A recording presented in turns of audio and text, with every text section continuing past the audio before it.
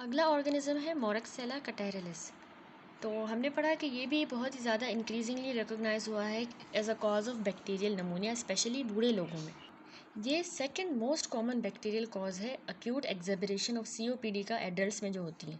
ठीक है, along with streptococcus pneumoniae, H influenzae, इनके साथ मोरक्सेला कैटेरिलिस जो है one of the 3 most frequent cause है ओटाइटिस मीडिया का, जो कि मिडल ईयर का इन्फेक्शन है और बच्चों में होता है। ठीक है, यही मेन इसका कॉज है, मोस्ट कॉमन। 3 पैथोजन हैं जिनमें एक ये भी है। ठीक है, अगला है स्टेफिलोकोकस ओरियस।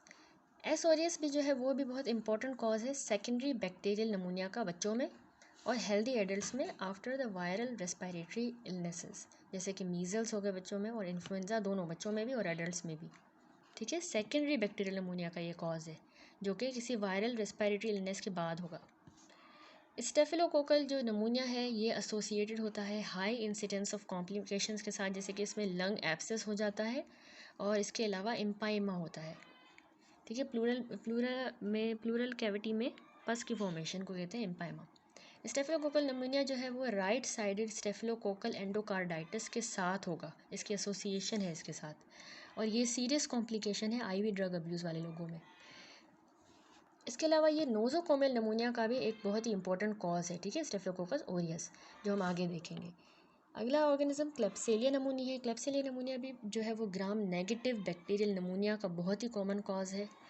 क्लेब्सिलिया रिलेटेड जो नमूनिया होता है वो ज़्यादातर हमने पढ़ा हुआ है डेबिलिटेटेड लोगों में होता है और जो मेल नरिश्ड इंडिविजुअल्स हैं उनमें, पार्टिकुलरली जो क्रोनिक अल्कोहलिक्स हैं, ये बहुत इंपॉर्टेंट पॉइंट है उनमें। इसमें एक और इम्पॉर्टेंट पॉइंट है कि इसमें थिक जेलेटिनस स्पूटम कैरेक्टरिस्टिक है। ठीक है, क्यों? क्योंकि जो ऑर्गेनिज्म है ये एबंडेंट बहुत ही ज़्यादा एक विसिड कैप्सुलर पॉलीसेक्राइड बनाता है, जो कि पेशेंट को जो है उस पॉलीसेक्राइड को खांस कर बाहर निकालने में मुश्किल भी होती है, इतना वो थिक और विसिड होता है। जो बलगम आता है वो बहुत ही थिक होता है। ठीक है, जो ये क्लेब्सिलिया बनाता है। अगला ऑर्गेनिज्म सूडोमोनास ओरिजिनोसा, ये भी हमने माइक्रोबायोलॉजी में पढ़ा हुआ है। ये भी कम्युनिटी एक्वायर्ड पैथोजन है, क्योंकि जो इसकी एसोसिएशन है वो सिस्टिक फाइब्रोसिस इन्फेक्शन के साथ है। सूडोमोनास ओरिजिनोसा का इन्फेक्शन ज़्यादातर नोज़ोकोमियल सेटिंग में ही देखा जाता है, नोज़ोकोमियल यानी हॉस्पिटल रिलेटेड। ठीक है, सूडोमोनास नमूनिया जो है ये इंडिविजुअल्स में ज़्यादा उनमें होता है जो न्यूट्रोपेनिक होते हैं, जिनकी न्यूट्रोफिल कम है। क्यों कम हुए? या तो किसी सेकेंडरी कीमोथेरेपी की वजह से। इसके अलावा एक्सटेंसिव बर्न वाले पेशेंट में ये बहुत कॉमन है, वो पेशेंट्स जिनको मैकेनिकल वेंटिलेशन की ज़रूरत है। ठीक है, सूडोमोनास ओरिजिनोसा की प्रोपेनिसिटी है कि वो हमारी जो ब्लड वेसल हैं उनको इन्वेड कर जाए साइट ऑफ इन्फेक्शन पे और एक्स्ट्रा पल्मोनरी स्प्रेड दिखाए। ठीक है, लंग के बाहर भी चला जाए। तो सूडोमोनास बैक्टीरिया जो हो जाती है वो एक फल्मिनेंट डिजीज़ है जिसमें डेथ हो जाती है तकरीबन दिनों के अंदर। हिस्टोलॉजिक एग्जामिनेशन में हमें walls of necrotic blood vessels मिलेंगी, क्योंकि ये ब्लड वेसल्स को इन्वेड कर रहा है तो नेक्रोटिक मिलेंगी। वो उसको हम कह देंगे Pseudomonas vasculitis, inflammation of blood vessel. तो ये आगे जाके कोएगुलेटिव नेक्रोसिस करवा देगा हमारे पल्मोनरी पैरेन्काइमा की, कोएगुलेटिव। ठीक है, ये BCQ आ सकता है। अगला ऑर्गेनिज्म है लीजियोनेला न्यूमोफिलिया, ये भी रेस्पिरेटरी इन्फेक्शन करवाता है, हमने माइक्रोबायोलॉजी में पढ़ा है। ये लीजियोनेरी डिजीज़ का एजेंट है। ठीक है, लीजियोनेरी डिजीज़ एक एपोनिम है for the epidemic and sporadic form of नमूनिया जो इस ऑर्गेनिज्म से होती है। पॉन्टियक फीवर रिलेटेड है, एक सेल्फ लिमिटेड अपर रेस्पिरेटरी ट्रैक इन्फेक्शन होता है पॉन्टियक फीवर, हम पढ़ के आए हैं, जो कि इस लीजियोनेला न्यूमोफिलिया से होता है विदाउट न्यूमोनिक सिम्टम। इसमें मतलब न्यूमोनिक सिम्टम्स नहीं होते।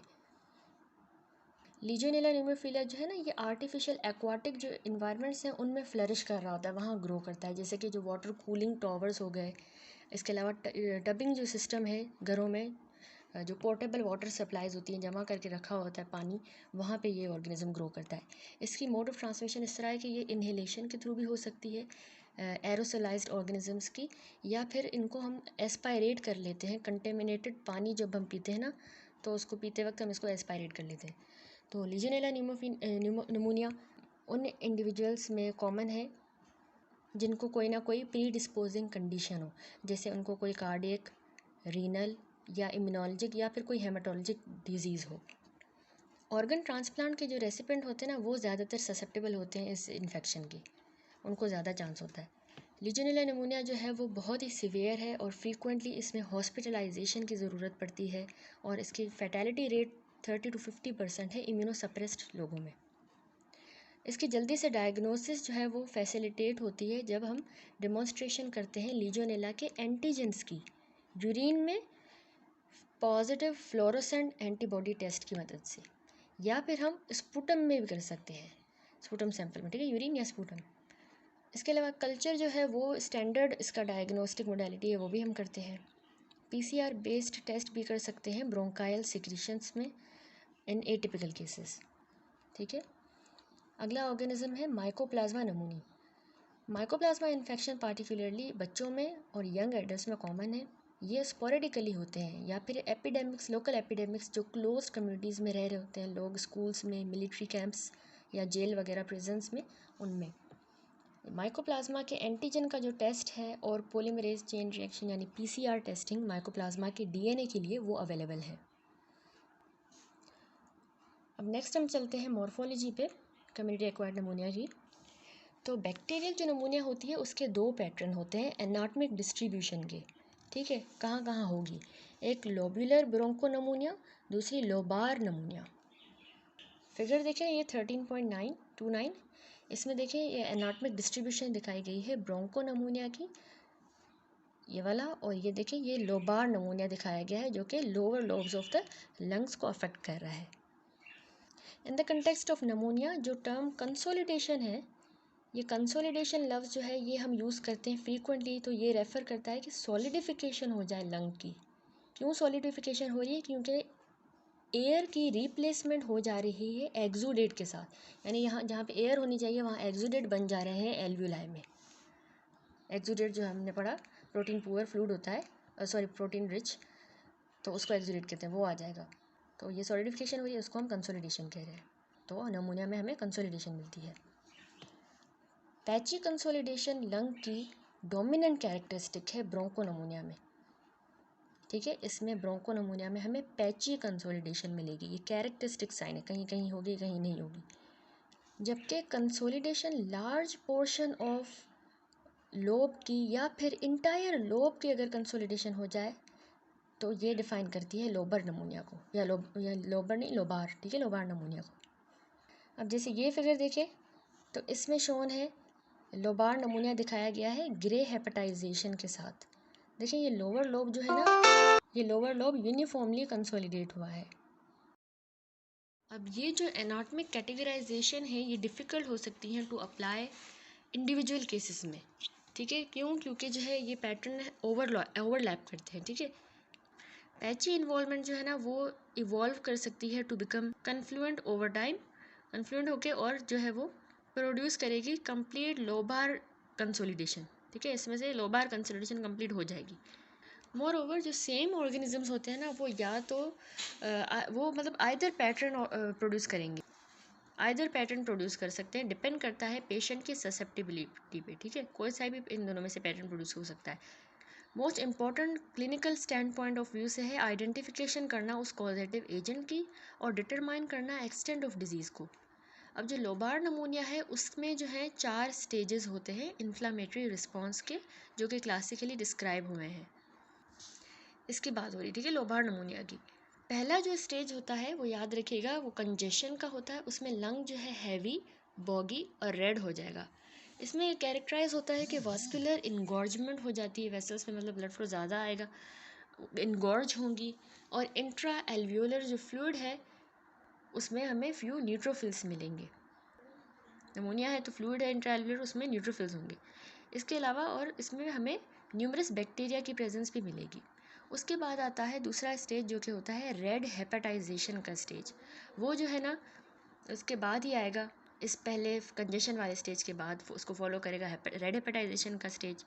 इसमें अब बहुत ज़्यादा एक्सुडेशन होगी, मैसिव कन्फ्लुएंट एक्सुडेशन होगी, और जो न्यूट्रोफिल्स होंगे, रेड सेल्स, फिब्रिन, ये हमारे एल्वियोलर स्पेसेस को फिल करेंगे, ठीक है। 13.31 फिगर में भी देखें, अभी फिगर देखें, इसमें जो है ए फिगर में अक्यूट नमूनिया दिखाया गया है, यहाँ कंजेस्टेड जो सेप्टल कैपिलरीज हैं जो सेप्टा की होती हैं वो नज़र आ रही हैं, और एक्सटेंसिव हमें न्यूट्रोफिल एक्सुडेशन मिलेगी एल्वियोलाई में, जो कॉरिस्पॉन्ड करता है टू अर्ली रेड हेपेटाइजेशन।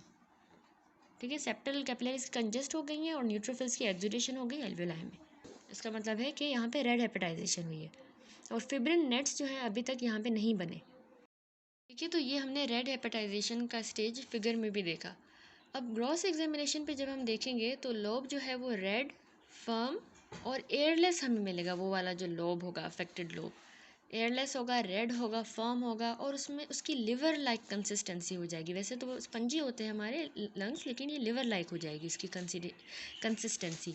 इसी वजह से हमने इसको नाम दिया है हेपेटाइजेशन। ठीक है, अब स्टेज जो है ग्रे हेपेटाइजेशन का, जो कि बिल्कुल रेड हेपेटाइजेशन के बाद होता है, ग्रे हेपेटाइजेशन वाला फेज़, उसमें अब क्या होगा कि प्रोग्रेसिव डिसइंटीग्रेशन हो जाएगी रेड सेल्स की, यानी डिसइंटीग्रेट कर जाएंगे हमारे रेड ब्लड सेल्स, और उसमें हमें फिब्रिनोसुपरेटिव एक्सुडेट की परसिस्टेंस मिलेगी।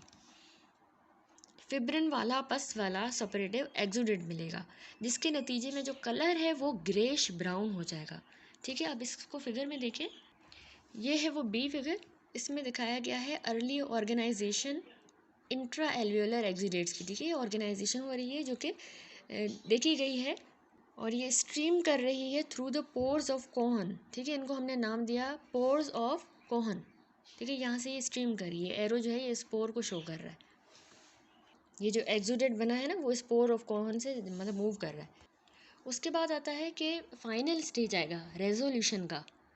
डाइजेशन जो है वो होगी, जो यानी हमारा एक्सुडेट बना है उसमें एल्वियोलर स्पेसेस के अंदर, वो ब्रोकन डाउन होगा एंजाइमेटिक डाइजेशन की मदद से, और ग्रैन्युलर सेमी फ्लूइड डेब्रिस बन जाएगी। ये ग्रैन्युलर सेमी फ्लूइड जो डेब्रिस बनी है, फिर वो रीअब्जॉर्ब हो जाएगी, रिजॉल्व हो जाएगी जब उनको मैक्रोफेजेस इंजेस्ट करेंगे, एक्सपेक्टोरेट करेंगे, या फिर उसको फाइब्रोब्लास्ट के अंदर ऑर्गेनाइज कर देंगे और उसी में ग्रो कर जाएंगे। ठीक है, तो ये रेजोल्यूशन का स्टेज होता है। अब इसको भी फिगर में देखें, यहाँ पे ये शोन है सी फिगर। ये एडवांस्ड ऑर्गेनाइजिंग नमूनिया दिखाया गया है, फीचरिंग ट्रांसफॉर्मेशन हो रही है एक्सुडेट की टू फिब्रोमिक्सोइड मासेस। ठीक है, फिब्रोमिक्सोइड मासेस बन रहे हैं, जो कि रिचली मैक्रोफेजेस के साथ और फाइब्रोब्लास्ट के साथ इनफिल्ट्रेट हुए हुए हैं। That's it. प्लूरल फिब्रिनस रिएक्शन किसी अंडरलाइंग इन्फ्लामेशन की वजह से जो है ना वो प्रेजेंट होता है अर्ली स्टेजेस में, प्लूरल फिब्रिनस रिएक्शन। ठीक है, ये अर्ली स्टेजेस में हमें मिलेगा अगर कोई अंडरलाइंग इन्फ्लामेशन है। अगर जो कंसोलिडेशन है ना वो एक्सटेंड कर जाती है सरफेस की तरफ, यानी प्लूराइटिस भी हो जाता है, तो ये रिजॉल्व कर जाएगा या इसमें ऑर्गेनाइजेशन हो जाएगी, और पीछे जो है एक फाइब्रस थिकनिंग या फिर परमानेंट एडेशंस छोड़ जाएगा। ठीक है, ये इसकी काइंड ऑफ कॉम्प्लिकेशंस हैं। ये सारा हमने किया लोबार नमूनिया का। अगला देखें तो फोकाई ऑफ जो ब्रोंको नमूनिया होते हैं, ठीक है, जो पैचिस जी वाला पैची, इसके जो फोकाई होंगे इस ब्रोंको नमूनिया के, वो कंसोलिडेटेड एरियाज होते हैं अक्यूट सुपरेटिव इन्फ्लामेशन के। ठीक है, पस वाली इन्फ्लामेशन। कंसोलिडेशन जो है वो कन्फाइंड हो सकती है एक लोब में, या फिर वो मल्टी लोबर भी हो सकती है, और फ्रीक्वेंटली ये बायलेटरल होगी और बेजल होगी, यानी नीचे बेस वाली साइड पे होगी। क्यों? क्योंकि जो टेंडेंसी है ना सिक्रीशंस की to gravitate to the lower lobes, ये जो सिक्रीशंस हैं इनकी टेंडेंसी होती है कि ये ग्रेविटी की वजह से नीचे जाती है, तो इस वजह से। ठीक है, अब वेल डेवलप्ड जो लेजन्स हैं वो स्लाइटली एलिवेटेड होंगी, ठीक है, उभरी हुई, ड्राई होंगी, ग्रेन्युलर सी, ग्रे रेड टू येलो, और पुअरली डीलिमिटेड होंगी अपनी मार्जिन से। ठीक है, कोई वेल डिफाइंड स्पेसिफिक मार्जिन नहीं होगा। इस तरह की ये उनकी स्ट्रक्चर बताया गया लेजन्स का। हिस्टोलॉजिकली जब हम उसको देखेंगे तो न्यूट्रोफिल रिच एक्सुडेट हमें मिलेगा ब्रोंकाई के अंदर, ब्रोंक्योल्स के अंदर, और एडजेसेंट एल्वियोलर स्पेसेस में भी हमें न्यूट्रोफिल रिच एक्सुडेट मिलेगा, जैसा कि फिगर इस ए फिगर में शोन है, न्यूट्रोफिल रिच एक्सुडेट। ठीक है, नेक्स्ट हम आते हैं नमूनिया की कॉम्प्लिकेशंस पे। नंबर 1 है tissue destruction and necrosis causing abscess formation. ये इम्पोर्टेंट इसकी कॉम्प्लिकेशन है कि उसने जाके नमूनिया ने टिश्यू को ही डिस्ट्रॉय कर दिया और एब्सेस फॉर्मेशन हो जाएगी। नंबर 2 क्या हो सकता है, इस इन्फेक्शन जो है वो प्लूरल कैविटी में स्प्रेड कर सकता है और इंट्रा प्लूरल फिब्रिनो सपरेटिव रिएक्शन कॉज करवाएगा, जिसको हम इम्पाइमा कहते हैं। ठीक है, प्लूरा के अंदर होता है, सुपरेटिव इन्फेक्शन होता है, फिब्रिनो सपरेटिव होता है, वो कॉज हो सकता है। तीसरा क्या हो सकता है कि बैक्टीरियमिक डायसेमिनेशन हो सकती है हार्ट वाल्स के अंदर, पेरिकार्डियम में, ब्रेन में, किडनीज, स्प्लीन या जॉइंट्स में, जो कि मेटास्टेटिक एब्सेसिस कॉज करवाएगा, एंडोकार्डाइटिस कॉज करवाएगा, मेनिंजाइटिस या फिर सुपरेटिव आर्थराइटिस हो सकती है। तो ये बैक्टीरियमिक डायसेमिनेशन रिजल्ट कर सकता है। ठीक है, अब हम आते हैं नेक्स्ट क्लिनिकल फीचर्स पे। तो जो मेजर सिम्टम्स है ना typical community acquired acute bacterial pneumonia के, उसमें है कि अचानक से बिल्कुल abrupt onset of high fever होगा। ठीक है, याद रखिएगा अच्छी तरह से, हाई ऑनसेट का फीवर होगा और उसमें हमें पेशेंट में शेकिंग चिल्स मिलेंगी। ठीक है, ये आपने याद रखने हैं पॉइंट्स। वार्ड साइड पे आपको इस तरह के पेशेंट्स मिल सकते हैं। ठीक है, और पेशेंट जो है वो कफ प्रोड्यूसिंग म्यूकोपरुलेंट स्प्यूटम होगा। जो स्पूटम होगा उसमें म्यूकस भी होगा, पस भी होगा, खांसी भी होगी पेशेंट को। ओकेजनली पेशेंट्स जो है ना उनको हिमोप्टाइसिस भी होता है, यानी ब्लड भी आता है खांसी में। ठीक है, जब प्लूराइटिस प्रेजेंट होगी ना, यानी प्लूरा की इन्फ्लामेशन, तो उसमें पेशेंट प्लूरिटिक पेन की कंप्लेन करेगा या फिर प्लूरल फ्रिक्शन रब भी हमें मिल सकता है, जो साउंड्स हमें मिलती हैं। प्लूरिटिक पेन कैसा होता है, शार्प बिल्कुल स्टेबिंग पेन होता है। अब सारा अगर होल लोब जो है, पूरा का पूरा जो लोब होता है ना लंग का, वो हमें रेडियो ओपेक मिलता है लोबार नमूनिया में, जबकि फोकल ओपेसिटीज़ मिलेंगी हमें ब्रोंको नमूनिया में। तो ये भी एक डिफ्रेंशिएटिंग पॉइंट है कि उसमें पूरा लोब इन्वॉल्व है, इसमें सिर्फ फोकल ओपेसिटीज़ मिलेंगी। क्लिनिकल पिक्चर मार्कली मॉडिफाई होती है by administration of effective antibiotics जब हम देंगे। ट्रीटेड जो पेशेंट्स हैं ना वो रिलेटिवली एफिब्राइल होते हैं with few clinical science 48 to 72 hours after the initiation of antibiotic. ठीक है, यानी जो ट्रीट कर देंगे ना हम पेशेंट को, तो वो 48 to 72 आवर्स के बाद जो है उनमें बिल्कुल फ्यू क्लिनिकल साइंस हमें मिलते हैं और वो एफिब्राइल हो जाते हैं, यानी उनका बुखार ख़त्म हो जाता है, फ्री फ्रॉम फीवर। ठीक है, ऑर्गेनिज्म की आइडेंटिफिकेशन और डिटर्मिनेशन, उसके एंटीबायोटिक की सेंसिटिविटी कितनी है, ये बहुत ही इम्पोर्टेंट की स्टोन होता है थेरेपी का। जाहिर सी बात है हमने उस हिसाब से ट्रीटमेंट देना है। लेस देन जो 10% पेशेंट होते हैं ना जिनको नमूनिया होता है, उन्हें सिवियर इनफ का होता है नमूनिया के, मेरिट हॉस्पिटलाइजेशन हो जाती है, हॉस्पिटलाइजेशन बिल्कुल नेसेसरी हो जाती है। ठीक है, now come, and in most instances death results from a complication such as empyema की वजह से, meningitis, एंडोकार्डाइटिस, पेरिकार्डाइटिस या फिर किसी और प्री डिस्पोजिंग इन्फ्लुएंस से, जैसे कि डेबिलिटी या क्रोनिक अल्कोहलिज्म की वजह से जो है वो डेथ भी हो सकती है नमूनिया में।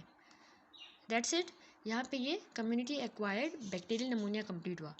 ठीक है, तो फंडामेंटल्स ऑफ पैथोलॉजी से, पैथोमा से भी हम देख लेंगे पल्मोनरी इन्फेक्शंस, उनमें नमूनिया डिस्कस कर रहे हैं हम।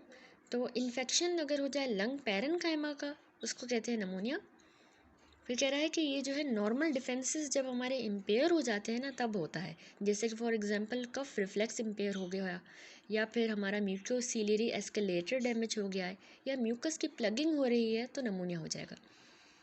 नंबर 3, क्लिनिकल फीचर्स में हमें फीवर मिलेगा, नमूनिया के पेशेंट्स में चिल्स, प्रोडक्टिव कफ होगी जिसमें येलो ग्रीन का पस वाला या रस्टी यानी ब्लडी स्पूटम मिल सकता है, टैकिपनिया होगा और प्लूरिटिक चेस्ट पेन के साथ।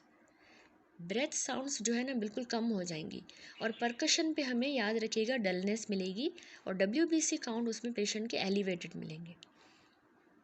उसके बाद कह रहा है कि डायग्नोसिस जो है हम इसकी चेस्ट एक्सरे की मदद से करते हैं, स्पूटम की ग्राम स्टेनिंग करते हैं, कल्चर करते हैं और ब्लड कल्चर्स भी करते हैं। देन 3 पैटर्न क्लासिकली देखे जाते हैं एक्सरे पे, एक लोबार नमूनिया, दूसरा ब्रोंको नमूनिया और तीसरा इंटरस्टिशियल नमूनिया। तो सबसे पहले लोबार नमूनिया जो है उसकी बात करें तो उसमें कैरेक्टराइज होता है कि उसमें कंसोलिडेशन, हमने बात की, entire lobe of the lung की हो जाती है, जैसा कि 9.3A फिगर देखें, ये देखिए इंटायर जो लोब है ना लंग का, उसकी कंसोलिडेशन हो गई है लोबार नमूनिया में। सेकंड पॉइंट है कि लोबार नमूनिया यूजुअली यानी बैक्टीरियल होता है, ठीक है। और उसके मोस्ट कॉमन जो कॉजेज़ हैं उसमें हमने जैसा बेसिक में भी पढ़ा, स्ट्रेप्टोकोकस नमूनिया 95% मेन कॉज है, और क्लेप्सिलिया नमूनिया भी है। अब ये टेबल जो 9.1 है इसमें जो है डिफरेंट कॉजेज़ है लोबार नमूनिया के। ऑर्गेनिज्म जो स्ट्रेप्टोकोकस नमूनिया है, दूसरा क्लेप्सिलिया। अभी हाई यील्ड एसोसिएशन कौन सी है? स्ट्रेप्टोकोकस नमूनिया बहुत ज़्यादा कॉमन कॉज है कम्युनिटी एक्वायर्ड नमूनिया का, और यूजुअली ये हमें मिडिल एज के जो एडल्ट्स हैं और एल्डरली में मिलता है, मतलब इनमें कॉज करवाता है।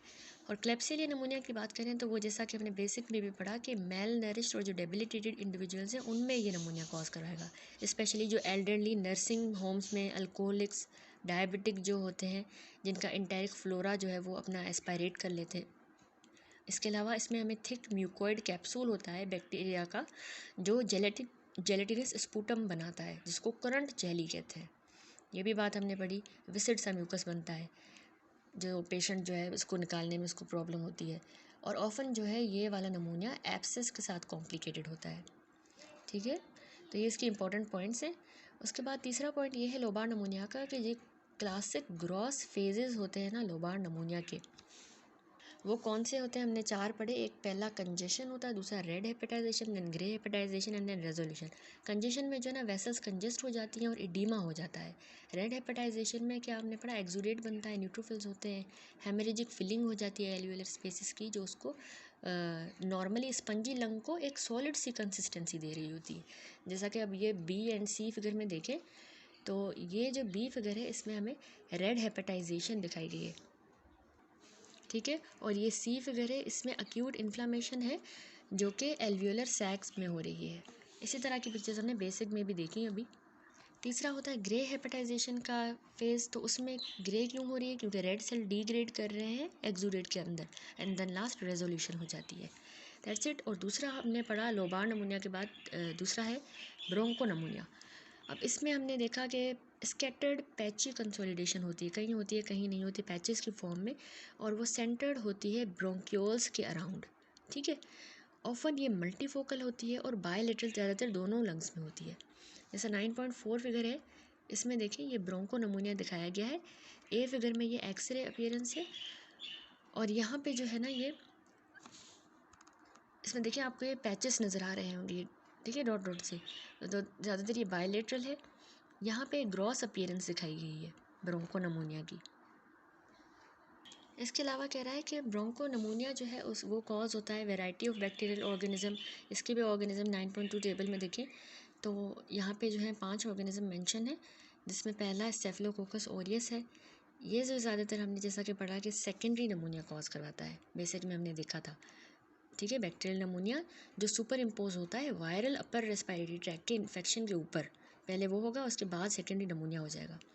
तो ये ऑफन कॉम्प्लिकेट होता है कि इसमें एब्सेस और इम्पाइमा बनती है, आपने हमेशा याद रखना है स्टेफिलोकोकल ऑरियस में। और फिर हमने एच इन्फ्लुएंजा वाला पढ़ा कि उसमें क्या होता है, इसमें भी सेकेंडरी नमूनिया होता है और नमूनिया सुपर इम्पोज हो जाता है सीओपीडी के ऊपर। तो इसी वजह से जो है एच इन्फ्लुएंजा है ना सीओपीडी की एक्सेबरेशंस कॉज करवाता है, ठीक है। Then pseudomonas aeruginosa cystic fibrosis वाले पेशेंट्स में नमूनिया करवाता है। मोरक्सेला कैटारिलिस जो है वो कम्युनिटी एक्वायर्ड नमूनिया है, और ये भी सीओपीडी की एक्सेबरेशन कराता है, उसी के ऊपर सुपर इम्पोज होता है। लीजियनेला के बारे में हमने पढ़ा कि वो भी सीओपीडी के ऊपर सुपर इम्पोज होता है, कम्युनिटी एक्वायर्ड है, या फिर ये इम्यूनो कॉम्प्रोमाइज में भी होता है, ठीक है। और ये वाटर सोर्सेज से होता है। इसके अलावा इंट्रासेलुलर ऑर्गेनिज्म जो है ना वो सिल्वर स्टेन से, आपने याद रखने, अच्छे से विजुअलाइज होते हैं। माइक्रोबायोलॉजी में भी हमने पढ़ा था कि इंट्रासेलुलर वाले सिल्वर स्टेन से अच्छे नज़र आते हैं, तो ये स्टेनिंग हम यूज़ कर सकते हैं। उसके बाद हम बेसिक से ही community acquired viral pneumonia start करते हैं। इरफान मसूद बुक से जो है हम एंड में करेंगे ये पल्मोनरी इन्फेक्शंस वाला टॉपिक, क्योंकि उसमें कलेक्टिवली लिखा हुआ है, ठीक है, इंडिविजुअली नहीं लिखा हुआ। तो फिलहाल हम यही 2 बुक्स फॉलो करेंगे, पैथोमा एंड बेसिक। एंड में हम इरफान मसूद को देख लेंगे। तो आते हैं कम्युनिटी एक्वायर्ड वायरल नमूनियाज़ पे। जो मोस्ट कॉमन केस कॉजेज़ हैं कम्युनिटी एक्वायर्ड वायरल नमूनियाज़ के, उनमें इन्फ्लुएंजा टाइप ए वायरस और बी वायरस आता है। इसके अलावा रेस्पिरेटरी सिंसिशियल वायरसेस भी कॉज करवाते हैं।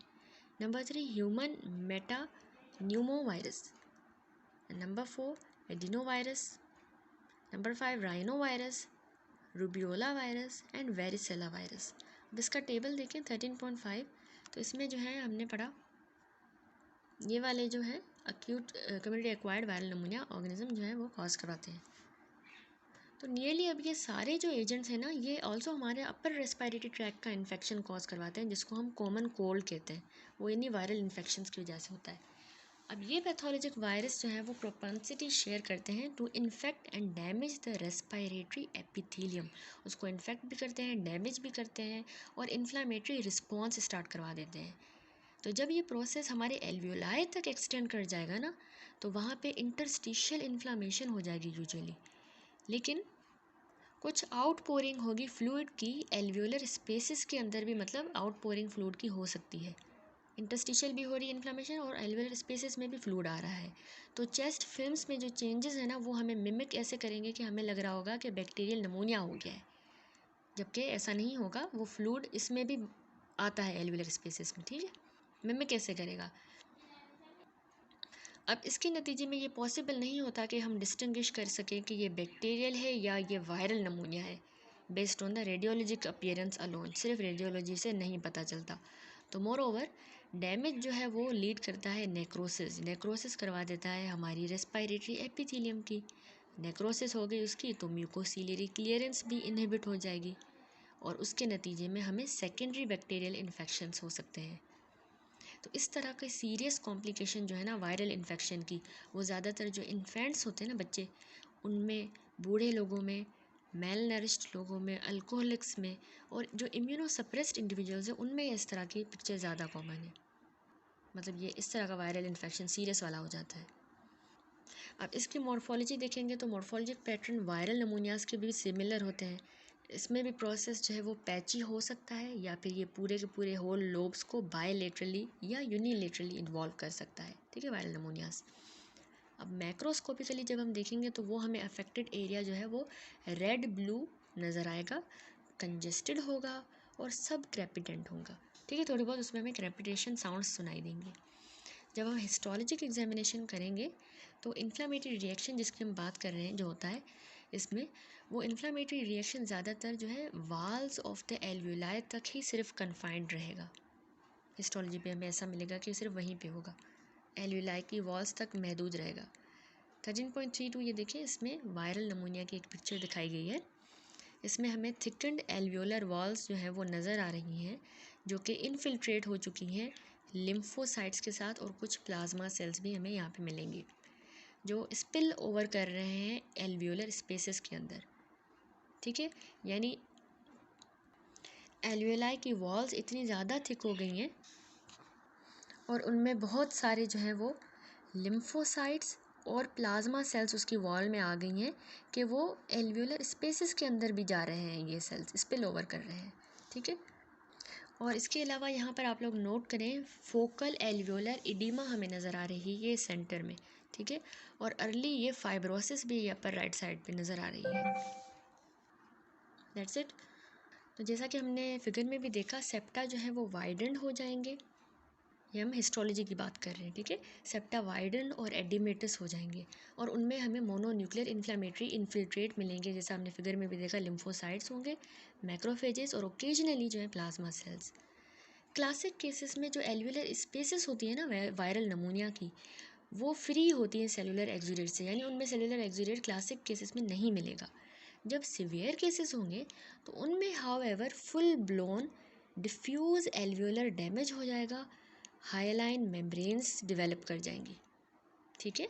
और जो लेस सिवियर केसेस होंगे, इतने सिवियर नहीं है, अनकॉम्प्लिकेटेड है, यानी कॉम्प्लिकेटेड भी नहीं है, तो उनमें जो है सबसाइडेंस ऑफ डिजीज़ जो है वो फॉलो होगी by reconstitution of the normal architecture. Normal architecture जैसे डिजीज़ थोड़ी सबसाइड हुई तो लंग का सारा नॉर्मल आर्किटेक्चर रीस्टोर हो जाएगा, ठीक है। Superimposed bacterial infection as expected results in the mixed histologic picture, यानी वायरल नमूनिया हुआ है, वायरल इन्फेक्शन की वजह से उसके ऊपर अगर सुपर इम्पोज हो जाता है बैक्टीरियल इन्फेक्शन, तो फिर हमें मिक्स्ड हिस्टोलॉजिक पिक्चर मिलेगी। उसके बाद अब हम आते हैं क्लिनिकल फीचर्स पे। तो जो क्लिनिकल कोर्स है वायरल नमूनिया का वो भी वेरी करेगा। It may masquerade as severe upper respiratory tract infection, यानी हमें ऐसा धोखा मिलेगा, ऐसा लगेगा कि इसको अपर रेस्पिरेटरी ट्रैक इन्फेक्शन हुआ है, या फिर चेस्ट कोल्ड कह सकते हैं, जो कि अनडायग्नोज रही और वो मैनिफेस्ट कर सकती है as a fulminant life threatening infection in the immunocompromised patient.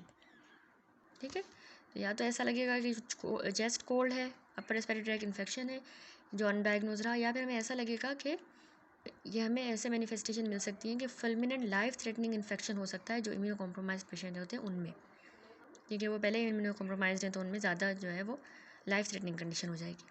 अब क्लिनिकल फीचर्स में जो इनिशियल प्रेजेंटेशन है उसमें यूजुअली जो है वो acute non specific febrile illness हमें मिलेगी, जिसमें जो है क्या होगा, फीवर होगा पेशेंट को, बुखार, उसमें सर में दर्द होगा, मलेज होगा, बाद में उसको खांसी भी होगी और मिनिमल स्पूटम मिलेगा हमें, बिल्कुल थोड़ा सा स्पूटम होगा। ठीक है, लोकलाइजेशन इन्फ्लामेटरी एक्सुडेट की एल्वुलर वॉल्स के अंदर प्रिवेंट कर देगी ऑक्सीजनेशन को ऑफ द ब्लड। ज़ाहिर सी बात है, वो फ्लूइड आ गया, एक्सुडेट आ गया तो कैसे ऑक्सीजनेशन होगी ब्लड की, तो उन अफेक्टेड एयर स्पेसेस से जो ब्लड पास करेगा उसकी ऑक्सीजनेशन ही नहीं होगी, जिसके नतीजे में मिसमैच वेंटिलेशन एंड परफ्यूजन होगी, मिसमैच।